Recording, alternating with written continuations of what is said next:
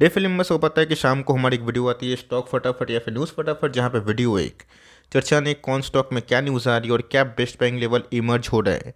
इतना मैं आप सबके लिए होमवर्क करके लाता हूँ, उससे रिक्वेस्ट है वीडियो के एंड तक बने रहे, क्योंकि आज के दिन बहुत बड़ी बड़ी अपडेट्स हैं। चैनल फर्स्ट टाइम होंगे सब्सक्राइब कर सकते हैं इस तरह क्वालिटी कंटेंट को सबसे पहले एक्सेस करने के लिए। Now without delaying any for time, let's begin. इस बात की जाए बाजार की, इंडेक्स लेवल फ्लैट कारोबार करता हुआ दिखाई पड़ा और इसी बीच में दोस्तों लास्ट 2 दिन से एफआईएस थोड़ा बहुत माल को बेच रहे हैं। आज भी अगर आप देखें तो एफआईएस ने ऑलमोस्ट 865 करोड़ के आसपास माल को बेचा है, जहां पे डीएस ने 1607 करोड़ के आसपास माल को खरीदने की कोशिश की है। मतलब दोस्तों एफआईएस जिस दिन बड़ा माल सेल करने की कोशिश करते हैं, डीएस को ग्रैब कर लेते हैं। प्रति महीने में गाइस जो रुझान हमें पॉजिटिव बाय द एफआईएस देखने को मिल रहे थे जैन के महीना में, वो थोड़ा नेट सेलिंग होते हुए देखने को मिल रहे हैं, जहां डीएस की तरफ से भी नेट सेलिंग का दबाव बना हुआ है। हम देखते हैं गाइस कि इस पूरे इंटायर मंथ में जो हेवी वेट्स हैं उनके नंबर्स कैसे आते हैं। ऑल दो गाइस आईटी के आज जो भी नंबर्स हमें देखने को मिल रहे हैं, जो मेरे हिसाब से मिले जुले ठीक है। अब देखते हैं कि बाजार कल के दिन टीसीएस और इन्फोसिस को क्या रिस्पांस देती है। दोस्तों कहानी पे आ गया है बहुत बड़ा ट्विस्ट। आप सबको अच्छे से पता है कि पॉलीकैब को लेके एक आध दिन 2 दिन 3 दिन से क्या घटनाक्रम रहा है। और दोस्तों क्लैरिफिकेशन की बात की जाए, एक्सचेंजेस ने मांगा था, और यहाँ पे दोस्तों जो खिचड़ी पकी है ना, कि देख के आप सही में सरप्राइज होने वाले हैं। जहाँ पे पॉलीकैब की तरफ से कैसे कुछ लाइक कॉन्वर्सेशन है, जहाँ पे समझना बहुत ही इंपॉर्टेंट है। उन्होंने साफ साफ पहला का जो पॉइंट है मेंशन किया कि 22 दिसंबर से लेकर 30 दिसंबर तक आईटी की रेट पर ही। ये बात सही है, सब कोई जानता भी है। दूसरा दोस्तों उन्होंने एक बहुत ही इंपॉर्टेंट चीज़ रिलीज़ करी है कि इनकम टैक्स डिपार्टमेंट की तरफ से जो सर्च कंडक्ट रेट की न्यूज़ हमें दिखाई पड़ी थी। और यहाँ पे एक बहुत ही बड़ा जर्नल है जिन्होंने लाइक बताया था कि ऑफकोर्स टैक्स इवेशन का कांड हुआ है, लेकिन दोस्तों आईटी ने अभी भी कोई डायरेक्ट कम्युनिकेशन कंपनी से नहीं की है। ये गैस काफ़ी शॉकिंग वाली बात है। इसका मतलब यही हुआ कि शादी तो हो गई दूल्हे की, बट दुल्हन कौन है पता ही नहीं। मतलब गैस पूरे मीडिया की बात की जाए, सब जगह की बात की जाए, हम लोग चर्चा भी कर रहे थे, हम डिस्कस भी कर रहे थे, ये है वो है, लेकिन एक चीज़ गैस में मेंशन कंपनी ने किया है कि वहाँ पे किसी कंपनी का नाम नहीं लिया गया। अगर आप देखें which does not specifically name any company, मतलब वो जो आईडी क्रिएट पड़ी थी और जो प्रेस इंफॉर्मेशन ब्यूरो की बात की जाए, वहाँ पे जो चीज़ पब्लिश हुई थी वहाँ पे कैसे कोई कंपनी का मेंशन नेम नहीं था, जो क्वाइट शॉकिंग है। और इसी के वजह से कैसे स्टॉक ने किस हिसाब से बिहेव किया आपको अच्छे से पता है। तो यहाँ पे कैसे उन्होंने ये भी बताया है कि फर्दर जो आईटी का रेट पड़ा है या फिर जो भी प्रोसेस है, इसका अपना ही कोर्स है, टाइम लगेगा, इसको फुली वो कॉपरेट कर रहे हैं। और यहाँ पे कैसे एक बहुत ही इंपॉर्टेंट नोट है, इस पूरे कांड के बाद कोई भी इम्पैक्ट इनके फिनेंशियल पोजीशन पे या फिर प्रोडक्ट पोर्टफोलियो में नहीं पड़ रही है। और ये टाइमली सेबी की बात की जाए, एक्सचेंजेस की बात की जाए, अपना जो चीज़ है उसको सामने रखते रहेंगे। तो यहाँ पे क्या सीखने को मिला, मतलब ये खेल दोस्तों पता नहीं किस पॉइंट ऑफ व्यू से खेला जा रहा है। हम जहाँ पे कंपनी तो अभी तक डिनाई कर रही है कि उनको आईटी की तरफ से कोई भी इन्फॉर्मेशन नहीं पहुँची, और डिस्पाइट स्टॉक क्रैश हुआ, कंपनी ये भी बोल रही है कि जो जर्नल में छापे गए, कितना टैक्स एवेशन हुआ, इतना दोस्तों 1000 करोड़ के आसपास कुछ संख्या थी जिस पे लेके लोग बात कर रहे थे, उसमें कैसे किसी कंपनी का नाम नहीं है। और तीसरा, इन सब चीज़ से उनके फाइनेंशियल पोजीशन को या फिर जो स्टेबिलिटी है उनको कोई चेंजेस देखने को नहीं मिल रहा है। तो वही कहानी दोस्तों, दूल्हे की शादी तो हो गई, दुल्हन कौन है अभी तक पता नहीं चल रहा है। दोस्तों अगर आप देखें तो कुछ अलग खिचड़ी पकते हुए देखने को मिल रही आज दोस्तों बीएसई पे। मैंने फर्स्ट जो वीडियो पॉलीकैब पे डिस्कस किया था, बताया भी था कि भले ही स्टॉक आज गिरा तो है, लेकिन 6,65,000 शेयर 45% के आसपास एक्मुलेशन बीएसई पे हमें दिखाई दे रहा है। तो चूंकि एफएनओ का स्टॉक है तो कोई सर्किट लिमिट होता नहीं, कितना भी गिर सकता है। लेकिन दोस्तों एक चीज़ नोटिस करिएगा कि 63,36,000 शेयर्स को कैश मार्केट में डिलीवरीज पॉइंट ऑफ व्यू से उठाया गया। इसका मतलब क्या है, अगर आप इसको प्राइस से मल्टीप्लाई करेंगे तो आप देख के चौंक जाएंगे। कोई तो कैसे बड़ा पार्टी है ना जो इस क्राइसिस में बड़ा माल उठा के रखा है। अब सेटिंग हुआ है नहीं हुआ है, क्या हुआ है नहीं हुआ है, ये तो कैसे जब तक सामने जो दिन आगे नहीं बढ़ेंगे, चीज़ क्लियरिफाई नहीं होगी, आईटी की स्पष्टीकरण नहीं होगी, एक्सचेंजेस को और इन्फॉर्मेशन बाय द कंपनी नहीं मिलेगी, तब तक इस कंक्लूजन पे पहुंचना थोड़ा अर्ली स्टेज हो जाएगा। वेट करते हैं, देखते हैं कि आने वाले कल में चीज़ सेटल हो जाए। और ऑफकोर्स 18 तारीख को कंपनी के फाइनली Q3 के नंबर्स आने वाले हैं। पॉलीकैब की बात की जाए, बड़ी फॉल विटनेस होते हुए देखने को मिली मुझे। गैस इस फॉल के बाद ना डिक्सन टेक की याद आ गई कि एक दिन में गैस कंपनी 20% क्रैश हुई थी, और उसके बाद काफ़ी लोग होपलेस फील कर रहे थे, बट उसके बाद कंपनी बाउंस बैक की। तो क्या सही में डिक्सन वाली कहानी दोहरा पाएगा या फिर नहीं दोहरा पाएगा, देखने वाली बात हो सकती है। लोग पूछ सकते हैं कि सर मैंने आज खरीद लिया, बाई ऑन डिप्स किया, एवरेजिंग किया, नहीं बेचा, तो क्या मैं इसको कंटिन्यू करूँ? देखिए दोस्तों, company no doubt as per the balance sheet जो हमारे सामने है, जिसको हम लोग देख के ही कोई जजमेंट करते हैं या कमेंट्री पास ऑन करते हैं, उसमें तो कैसे कोई रेड फ्लैग अभी तो दिखाई नहीं पड़ा। चाहे वो प्रमोटर होल्डिंग की बात की जाए, कैश फ्लो की बात की जाए, सब इनके इनलाइन है। लेकिन यस, फिबोनाची पैटर्न की बात की जाए, 30.2% के आसपास टॉप से अगर दोस्तों करेक्शन में आपको खरीदने का मौका मिलता है तो एक बहुत ही इंपॉर्टेंट सपोर्ट लेवल, इसको तोड़ता है तो आने वाले कल में गिरावट बन सकती है। तो चीज़ का थोड़ा सा अगर सेटल होता है, थोड़ी सी स्टेबिलिटी क्लैरिटी बाजार के द्वारा आती है, उसमें डजंट मैटर कि स्टॉक 10% भागे या 10-15% गिरे, कंपनी अगर अच्छी रहेगी, एथिकल रहेगी तो लॉन्ग रन में कैसे पैसे बनाएगी। लेकिन यस, 18 तारीख को दोस्तों बहुत ही बड़ा पिक्चर क्लियर होगा और देखते हैं कि आने वाले दिनों में ये प्राइस स्टेबिलिटी कब तक आती है, कि फर्दर गिरावट होगी या फिर इस न्यूज़ के बाद स्टॉक फिर से बाउंस बैक करेगा। आपका क्या पॉइंट ऑफ व्यू है, कमेंट बॉक्स में बताइएगा ज़रूर। यहाँ दोस्तों आज मैंने एक सरप्राइजिंग कमेंट देखा कि सर क्या पॉलीकैब के बाद नेक्स्ट नंबर वीबीएल का है। वो इसलिए डर गए होंगे, पॉलीकैब में उनके अच्छे पैसे लगे होंगे, पैसे कमाए होंगे, तो क्या सही में वीबीएल में अगर उनको 3 गुना, 4 गुना, 5 गुना प्रॉफिट हो रहा है तो क्या प्रॉफिट को बुक करना सही होगा? अगर हम लोग हमेशा सोचेंगे कि क्या हो जाएगा, कब हो जाएगा, कैसे हो जाएगा, इन्वेस्टमेंट करना का इस मिथ लगेगा। तो ये वेरी ऑनेस्ट लोग को लगेगा कि इन्वेस्टमेंट भरोसा करने के लायक है ही नहीं। बट उसको हर एक कंपनी इस तरह नहीं होती है, या फिर इस तरह की न्यूज़ हमेशा नहीं आती। हो सकता है कि आने वाले दिनों में कुछ भी पॉसिबल हो। तो मेरा यहाँ पे स्टैंड क्या है, आपको लगता है कि प्रॉफिट बुक करना चाहिए, प्रॉफिट बुकिंग इंटीग्रल पार्ट है, 5x 7x के बाद मैं निकलना चाहता हूँ तो आप निकल सकते हैं, इसमें कैसे मैंने कभी किसी को रोका नहीं, वो उनका पॉइंट ऑफ व्यू है। मैं अपनी बात करूँ तो मैं तो होल्ड करने वाला हूँ, बिकॉज कंपनी की बैलेंस शीट सही है, इस बात में कोई भी दो राय नहीं है कि कंपनी नॉन स्टॉप भागी है। तो कभी भी गैस कोई भी नेगेटिव न्यूज़ से, डिरेटिंग से, ये से वो से गिर सकती है, लेकिन यस कंपनी अच्छी है। अब ऐसा नहीं है कि पॉलीकैब में आज जो घटनाक्रम हुआ है कल ये होगा नहीं होगा, उस पर स्पेकुलेशन करना ठीक नहीं है। बट यस, क्योंकि मैंने कमेंट रिसीव किया था तो मैं उसको स्पष्टीफाई करना चाहता हूँ, स्पष्टीकरण करना चाहता हूँ कि मुझे कंपनी दमदार दिखाई पड़ती है, मैं तो होल्ड करने वाला हूँ। रेश का सबको लगता है कि प्रॉफिट बुक कर लेना चाहिए, हम लोग 3x 5x 6x के प्रॉफिट में है। ये गैस आपका निजी मामला होना चाहिए, मैं इसमें कोई भी कमेंट देने से बचूंगा। इंडिया सिक्योरिटीज़ की बात की जाए तो जी हाँ दोस्तों, कंपनी काफ़ी दमदार है और इस क्वार्टर के नंबर्स पे मेरी खास फोकस होनी चाहिए। कंपनी का इस परफेक्ट रेसिपी है कि कैसे लो पी का stock high ROC, high ROE और गुड अर्निंग वाले स्टॉक्स में री रेटिंग होने की संभावना हो सकती है। ऑल दो प्रमोटर्स के आधे शेयर्स प्लेज हैं, जो बहुत बड़ा नेगेटिव फ्लैग है। अगर उसको कंपनी कामयाबी से ठीक कर लेती है तो कंपनी में तेज़ी आ सकती है। रही बात कंपनी के वैल्यूएशन 16 का भी, जो बहुत ही नाइंसाफ़ी है दोस्तों, बिकॉज कंपनी के अर्निंग्स बहुत ही मजबूती से आगे बढ़ रहे हैं। एंजल वन में गए जो गुण हमने देखे थे 1000 के लेवल पे, 1200 के लेवल पे, सेम दोस्तों हमने इस कंपनी में भी देखा है। बट वही है कि प्लेस की समस्या है। अगर कंपनी उसको लेके कुछ काम करती है, कुछ डेवलपमेंट आती है और नंबर्स कुछ ठीक होते हैं, मेरा ऐसा मानना है कि लॉन्ग टर्म के लिए ऐसी कंपनी बहुत ही अच्छी है। आप इसको चाहें तो वॉच लिस्ट में डाल सकते हैं। फाइनेंस की बात की जाए, मेरा ऐसा मानना है कि कोई भी शेयर का इस गलती से बेचने से बचें। अगर आपने अभी तक 2 साल पेन झेल के इस कंपनी को टॉप टू टॉप होल्ड किया ना, या थोड़ा कन्विक्शन दिखाया होता, 5500 6000 के आसपास खरीदा होता, तो प्रॉफिट तो बन रहे होते, बट उतना प्रॉफिट नहीं बन रहे हैं जितना मिड कैप स्मॉल कैप में बने हैं। हाँ दोस्तों, सबका एक अलग साइज़ होता है। मिड कैप स्मॉल कैप में पैसे बन गए, इसका मतलब ये नहीं कि लार्ज कैप में पैसे नहीं बनेंगे। सबका दोस्तों एक साइकिल आता है। जो बाजार में एक्सपीरियंस प्लेयर है उनको अच्छे से पता है कि मैं क्या बताना चाहता हूँ।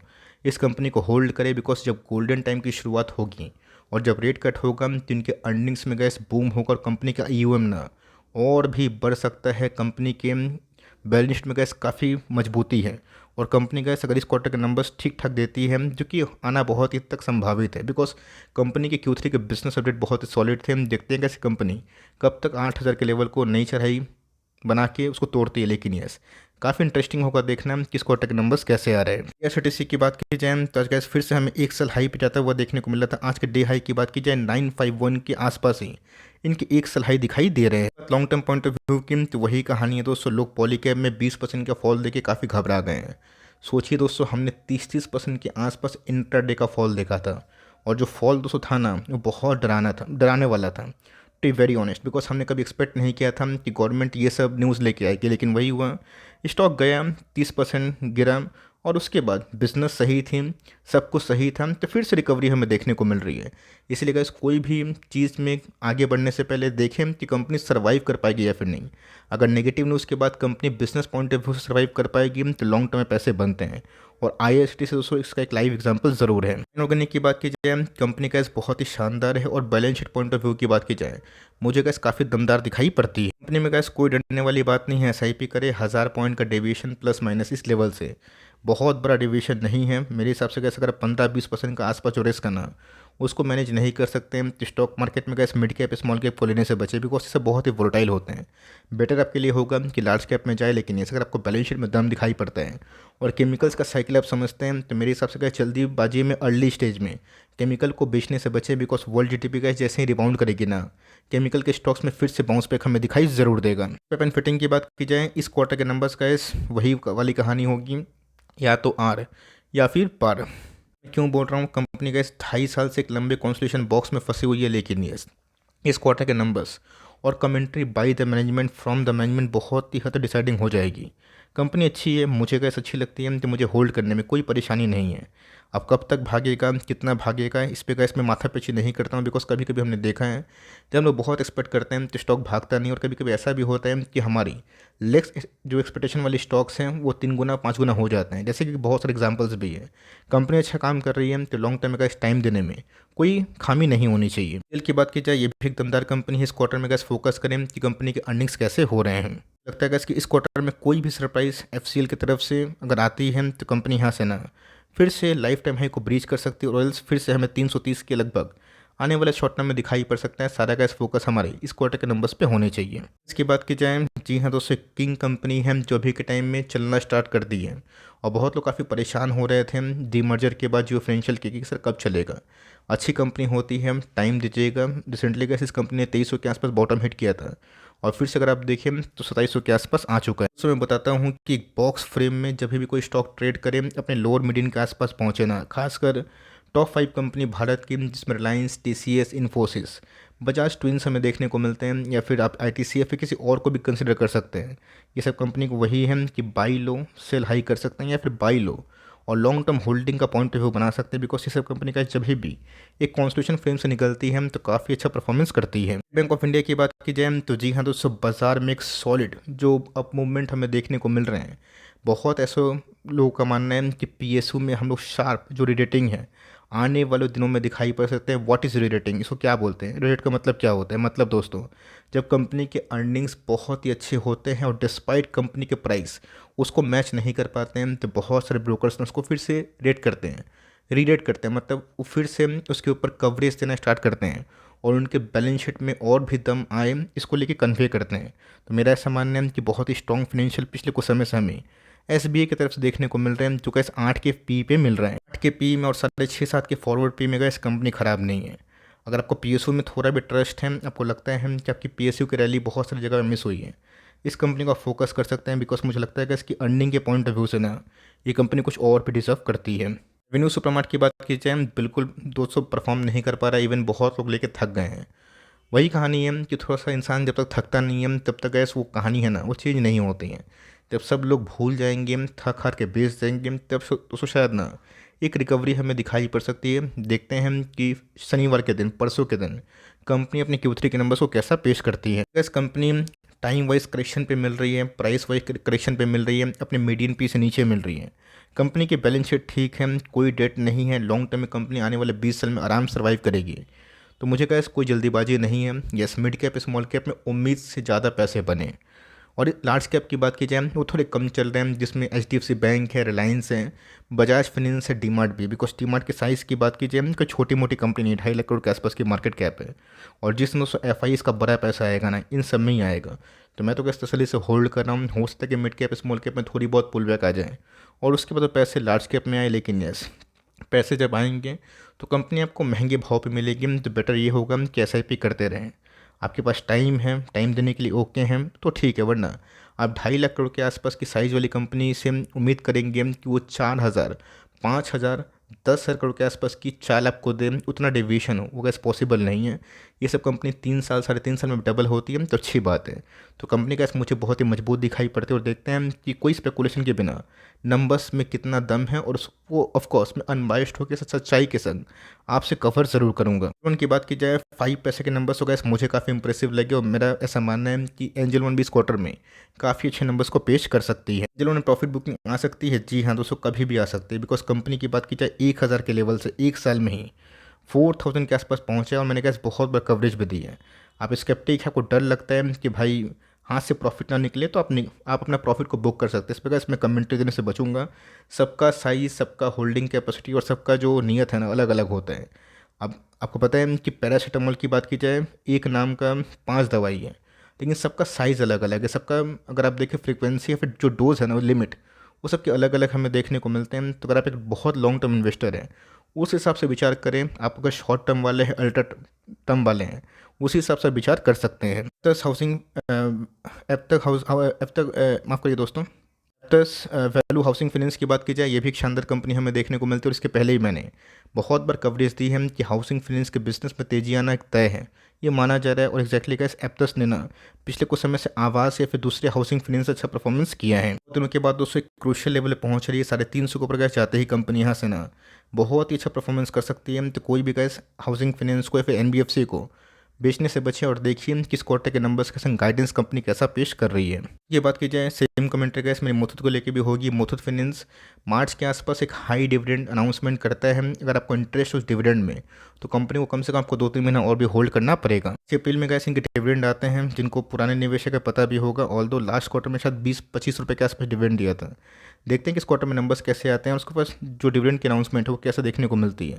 कंपनी टॉप क्लास है, आप इस कंपनी को होल्ड किए तो बिना डरे हुए होल्ड और कंटिन्यू कर सकते हैं। प्लस की बात की जाए तो बहुत दिनों के बाद दोस्तों जितने भी एसी मैन्युफैक्चरिंग वाली कंपनी है, उसमें देर या फिर थोड़ी बहुत तेज़ी हमें देखने को मिल रही है। तेज़ी कहाँ तक जाके रुकेगी, कहाँ तक होगा, मेरे हिसाब से क्या जो वर्स्ट ना जितनी भी बड़ी कंपनीज थी जो एसी में डील करती है शायद ओवर हो चुका है। लेकिन यस, कंपनी की बात की जाए पिछले कुछ समय से उतना अच्छा परफॉर्मेंस नहीं दे पा रहा है। यस, वर्लपूल की बात की जाए जहाँ पेरेंट कंपनी 24% के आसपास स्टेक सेल करेगी ऐसा बोले थे, तो उसमें हमें उतनी बड़ी डेवलपमेंट देखने को नहीं मिल रही। लेकिन इसने कैसे बहुत इंपॉर्टेंट लेवल 1000 के आसपास ना तो रहा है।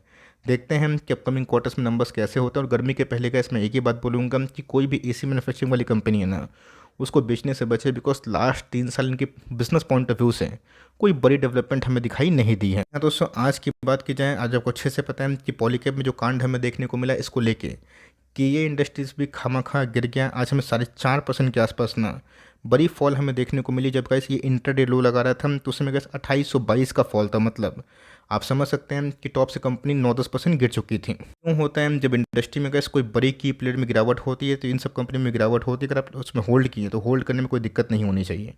फ्रेश एंट्री गैस उसे अवॉइड करें, बिकॉज कंपनी नॉन स्टॉप भागी है। और कोई कंपनी ऐसा नहीं होता है जो नॉन स्टॉप भागती है, बीच बीच में करेक्शन होना बहुत इंपॉर्टेंट है। जैसे कैसे स्टॉक गिर के भागता है, भाग के गिरता भी हो, जब तक ऐसी होगा नहीं ना, संयम संतुलन बाजार का नहीं बनेगा। ये छोटी सी अपडेट थी। आप चाहें तो वीडियो को लाइक कर सकते हैं, अगर आपको अच्छी लगी तो। ऑफकोर्स फर्स्ट टाइम होंगे, सब्सक्राइब तो बनता ही है। तो गाइस मिलते हैं जल्दी ही, तब तक के लिए bye. Thanks for watching friends, God bless you all.